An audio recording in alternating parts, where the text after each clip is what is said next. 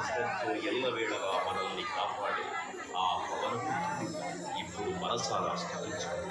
శ్రీ పంచముఖ ఆంజనేయ స్వామిగా అవతారమెత్తిన కథను దృశ్య రూపంలో తిలకిద్దాం రండి.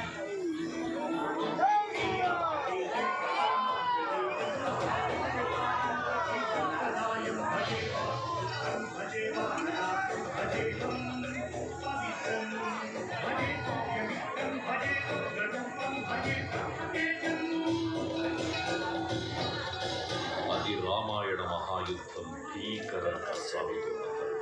శ్రీరామచంద్రుని సారథ్యం వానర సైన్యంతో విజృంభిస్తూ లక్ష్మణస్వామి తనతో పోరాటం చేస్తున్న రావణుడి కుమారుడు ఇంద్రజిత్ తలని బాణంతో ఒక్క వేటుతో వేరు చేశాడు.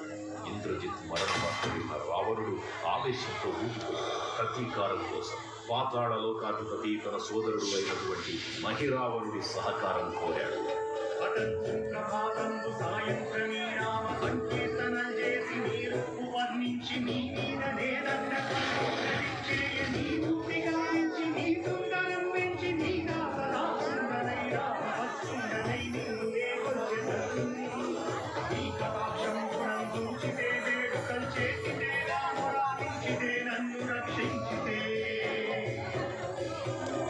మంత్రవిద్యలో ఆరితేరిన మహిరావణుడి దాడి గురించి విభీషణుడి ద్వారా ముందుగా తెలుసుకున్న ప్రవేశించడానికి పలు ప్రయత్నాలు చేసి చివరికి మాయోపాయంతో విభీషణుడి రూపం ధరించి మందిరంలోకి ప్రవేశిస్తాడు.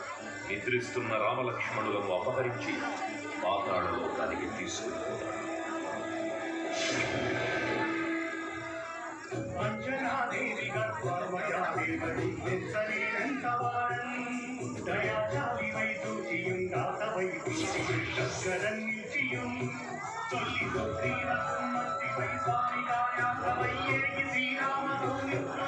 శ్రీరామ